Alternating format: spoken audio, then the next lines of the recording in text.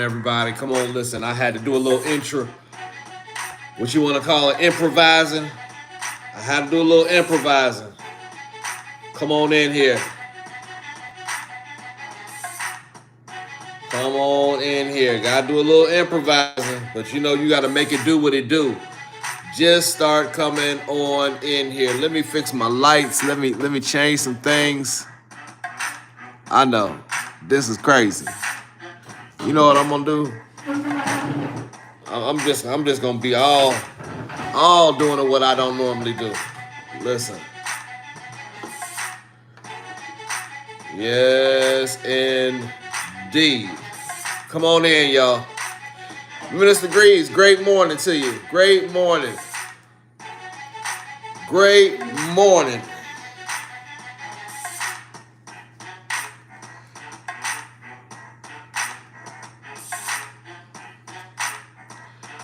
Come on in, come on in. Ready, ready, ready. I see you. I'm up here. I'm telling you.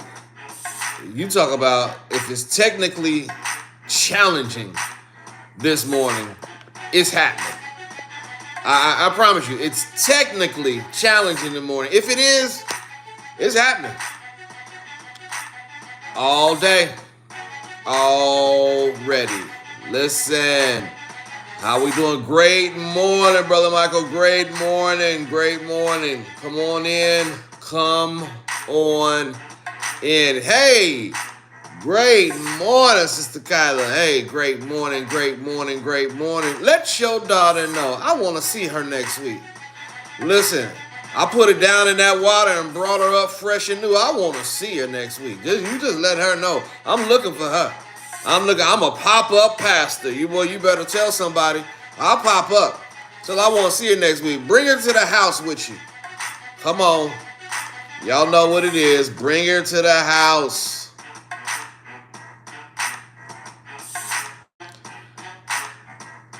Indeed, indeed. All right. There it is. There it is. Listen, we're going to walk this thing out together. We're going to walk this thing. I'm sorry. Maybe I'm not getting it. We're going to walk this thing out together. I promise you. I promise you.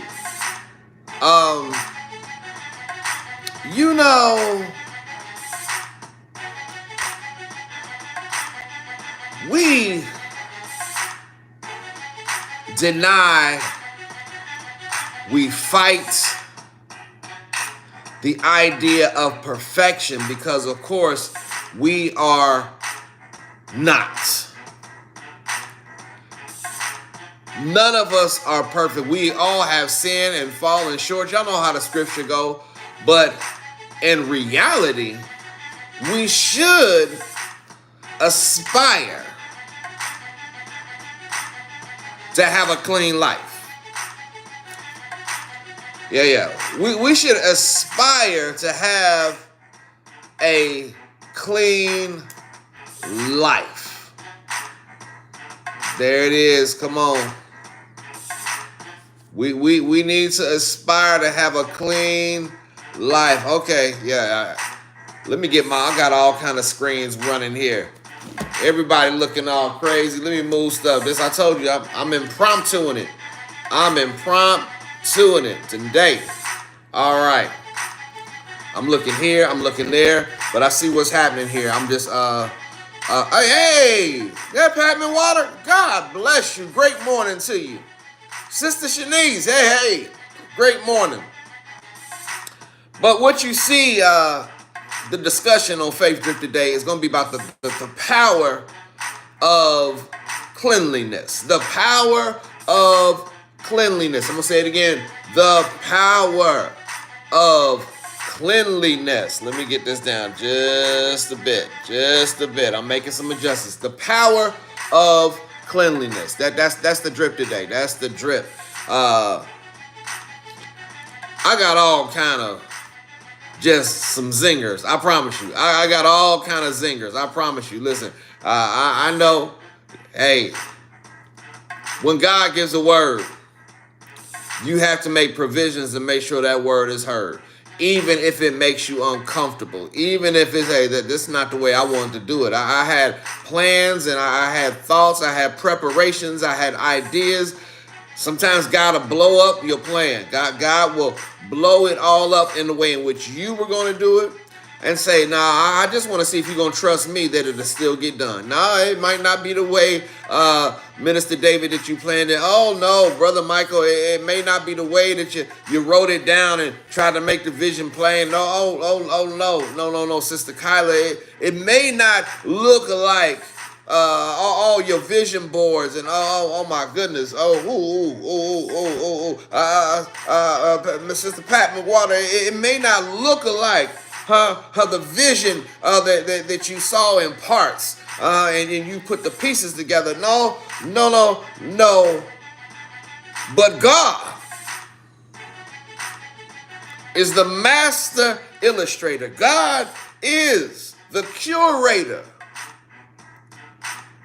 of every single thing that is perfect.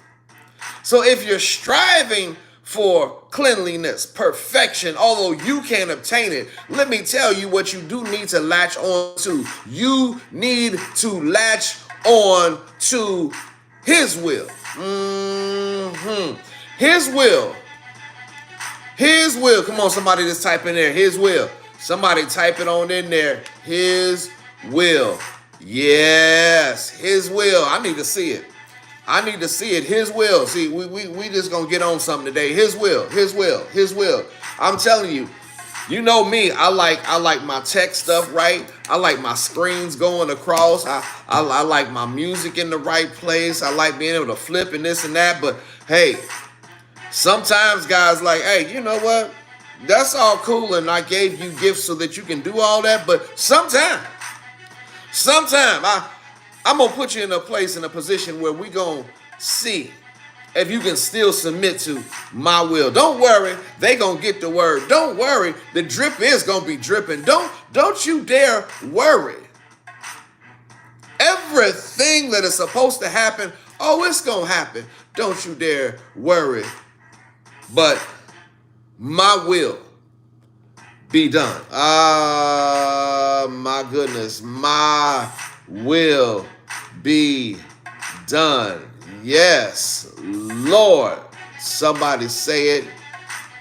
Somebody say it right. The power of cleanliness. The power of cleanliness. You know, I ain't a thief. I'm about to give a whole lot of credit right now. When I say that, I mean I am about to give so much credit. I can literally just sit down and play a tape. Because I'm going to tell you where this all stirred up in me from. I'm going to tell you. Last night, or yesterday evening, it was a long day yesterday, but yesterday evening, I had to also go to my brother, Bishop Raymond Walker II, Jr., second, when you understand the bishopric and all that stuff. His 14th pastoral anniversary. And I tell you, the incomparable Pastor Jack Spencer broke a word. I know you thought I misspoke and said brought a word. No, he broke a word. He broke that thing in 1,000 pieces and left everybody struggling to put it together. It was bananas. And a word you've heard. I promise you, I ain't about to tell you nothing new, but you gonna see something new. I'm not even gonna go to the just of the finality in which he so eloquently broke this word down, but I will say that he inspired me right in the beginning. As soon as he started, I instantly felt something in my spirit that was going to be like, yeah, now that needs to be spoken on the drip. Hey, it could go further than that, be honest with you. But as soon as he said a word, something fell in my spirit, and I was like, that must be spoken on the drip. And Luke 5, come on, we're going to talk about them nets. I know you've heard this 1,000 times, but God said I need to be intentional about the power of cleanliness, okay? Luke 5, right at the beginning, one day while Jesus was standing beside Lake Galilee, many people were pressing all around him to hear the word of God. Jesus saw two boats at the shore of the lake. The fishermen had left them and were washing. Come on, somebody say washing. They were washing their nets. Ooh. Jesus got into one of the boats, the one that belonged to Simon, and asked him to push off a little from the land. Jesus sat down and continued to teach the people from the boat. When he finished speaking, he said to Simon, take the boat to the deep water. Put your nets in the water to catch some fish. Simon answered, Master, we worked hard all night trying to catch fish, and we didn't catch a thing, but you say put the net in the water. The nets in the water, so I will. When the fishermen did as Jesus told them, they caught so many fish that the nets began to break. We have heard, oh my God, just go to the deep. We've heard messages like, hey, listen, God is an overflow God. Listen, we've heard, listen, God, bust my nets, God. Make that thing where I got so much coming that I got to call assistance to handle the blessing. We've had the message of overflow at its finest. We've had all of those things. But I want to focus on how it started. The fishermen had left those boats that Jesus saw, and they were washing their nets. I'm going to tell you, we're going to get to some significance of this. I don't know how many fishermen we got right here. And I mean fishermen that you not only use your line, but you using nets and you using all other types of contraptions. But the thing about that net, see, when your net is in the water, it can begin to catch all types of debris. There's seaweed, there's floating wood and sticks and stuff that don't even belong in there. There's all types of things that begin to collect in the net.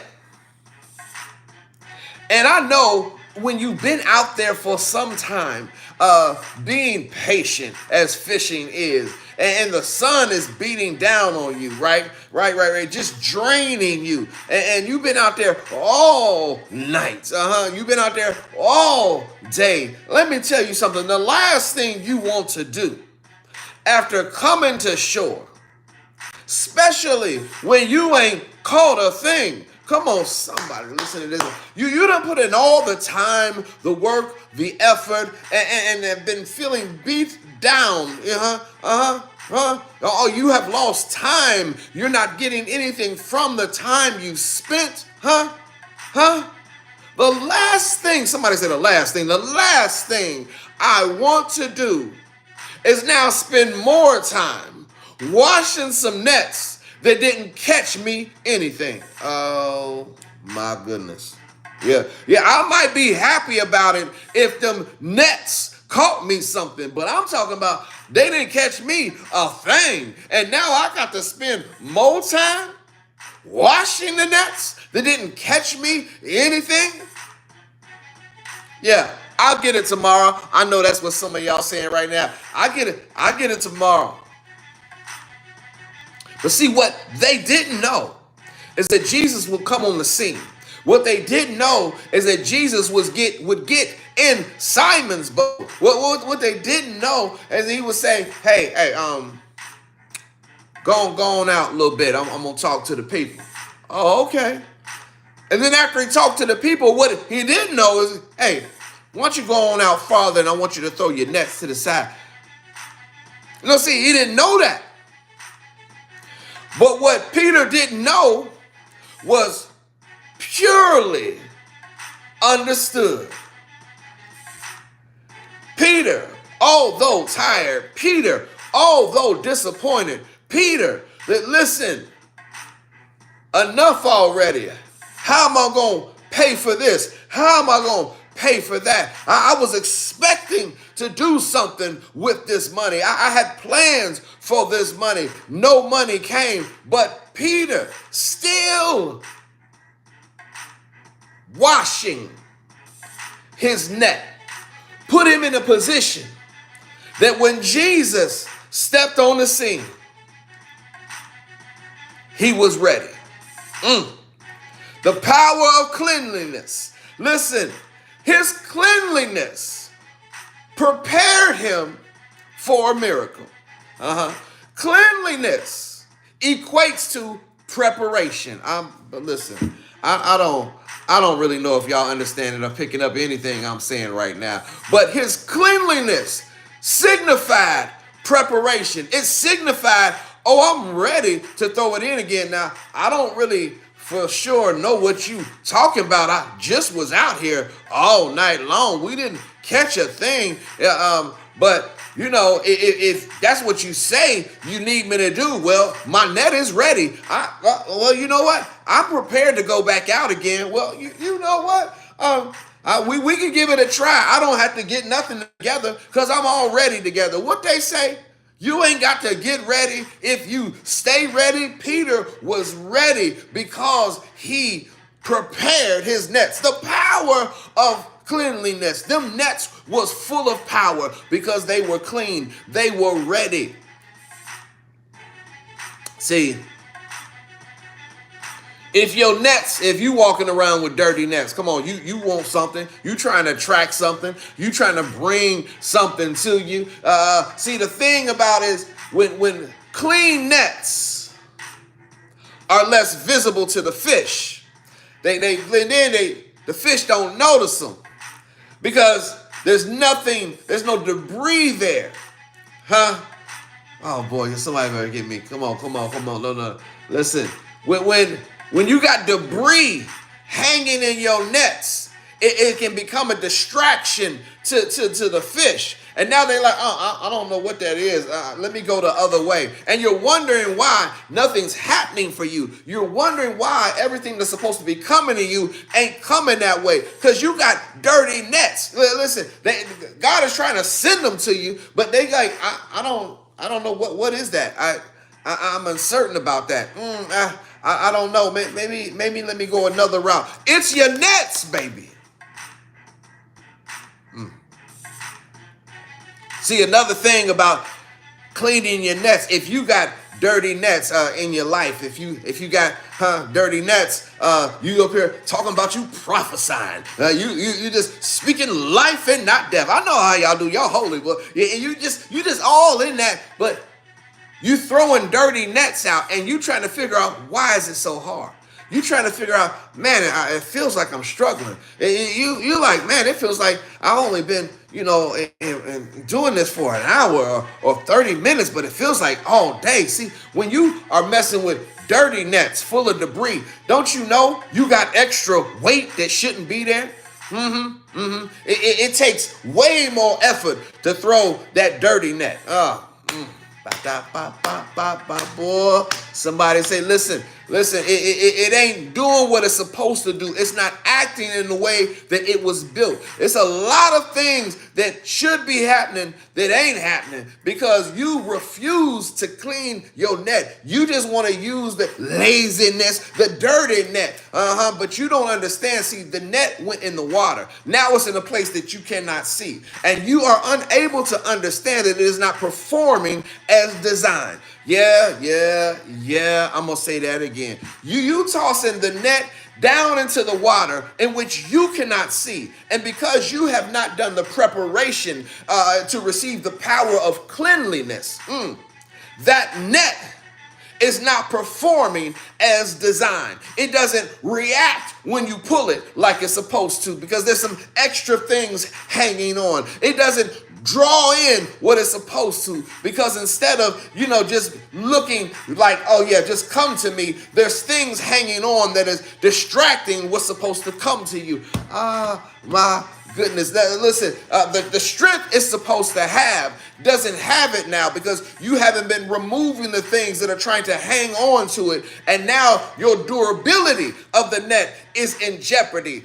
Your net is now breaking down where it shouldn't be broken down. And when it begins to break down, you don't even notice it because you got so much stuff hanging on your net. You miss the moment that you should take in doing the repair. Boy, you miss the moment that God says it's time for you to sit with your net and do some repair. Boy, it's a lot of broken net Christians in the church right now. Boy, somebody better say it. There's some broken net Christians in the church because we have totally forgotten the power of cleanliness. We have associated cleanliness with perfection. We have associated cleanliness with being without sin. And so we think, what's the point? Jesus said, he that is without sin cast the first stone, and nobody could. Why? Because sin dwelleth in all of us. All have sinned and fallen short. Why do I need to clean my net? What good is it going to do? Well, in this instance, it was everything. It was everything. The willingness of Peter to do the extra, even when he was tired. The willingness of Peter to take the time to go through every bit of the net, removing things that did not belong, got him closer to understanding what his net is supposed to look like in its best condition. It allowed him to really inspect his instrument of evangelism, his instrument of praise, his instrument of discernment, his instrument of prayer, his instrument. I'm speaking to somebody right now. You seers out there, you wonder, like, I used to hear from God all the time, but now it's like he's turned off the communication. I can't hear him. I can't see him. Well, listen, inspect your net.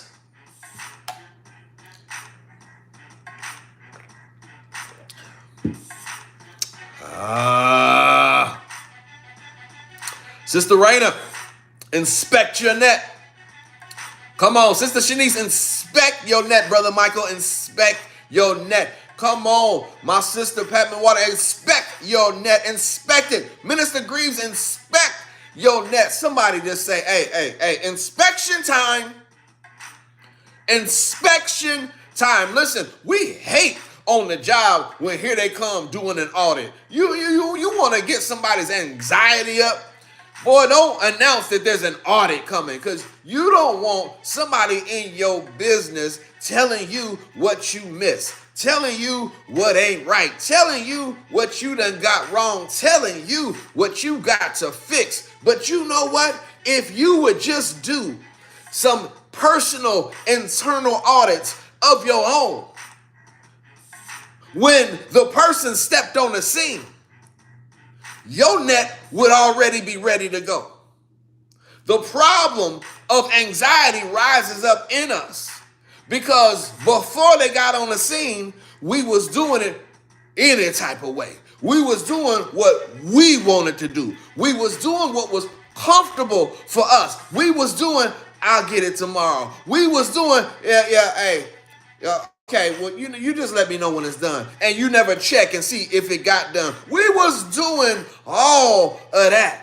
And then here they come stepping on the scene, and we got an attitude. We got a problem because we already know we're ill prepared. We already know this net, I don't think this net ready to really go out there. We already know if I throw it in the deep, I don't know what's going to happen. It's not responding when I pull it like it's supposed to. It's not moving with the water like it's supposed to. It seems like everything that's supposed to go in it is going around it. It seems like everything that's supposed to go in it, all of a sudden is going straight through it. Something must be wrong with my net. Something must be wrong that I should have noticed but didn't. Something must be going on that flew right over my head. Ha! The power of cleanliness. You cannot have cleanliness without preparation. You cannot have cleanliness without determination. You cannot have cleanliness without being allergic to dirtiness. If you comfortable dirty, you don't care nothing about getting clean. If you comfortable being dirty, you could care less about getting clean. Yeah, I think I done enough. I think I've done enough. I done wrecked enough stuff, caused enough stuff, put enough mess out there, got you in a place where you thinking about too much. I've done enough. This is how we starting off the week. Faith drip, dripping, drip, drippity, drop, drop, drip. Dropping jewels to increase your faith. Y'all already know what it is. Listen,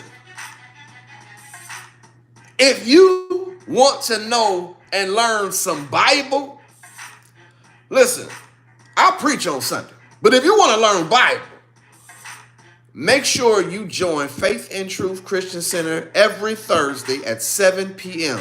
on Zoom. Go to the Facebook page of Faith and Truth. There's always a flyer about Terrific Thursday Intimate Moments. There's even a box right there on the Faith and Truth page of Facebook that says Join Cloud Meeting. That says Terrific Thursday. If you just tap into it, it take you right there. Every Thursday at 7 p.m. here in Phoenix, 10 p.m. on the East Coast. You know what it is. 3 a.m. Come on now, for Brother Michael over there. You know what I'm talking about. Listen, no matter what time it is, we in there.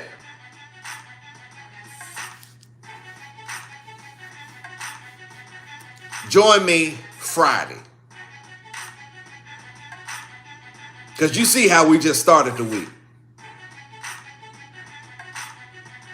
I am determined to clean my net all week long. So when I throw it out on Friday, when I throw that net on Friday, it's going to do exactly what it's supposed to do. Remember, this is the summer of consistency. This is the summer of commitment. This is the summer of stacking days, stacking Sundays, stacking Bible study, stacking inviting someone to the ministry. This is the summer that we ain't gonna do it like everybody else. We fishing with clean nets. Yeah.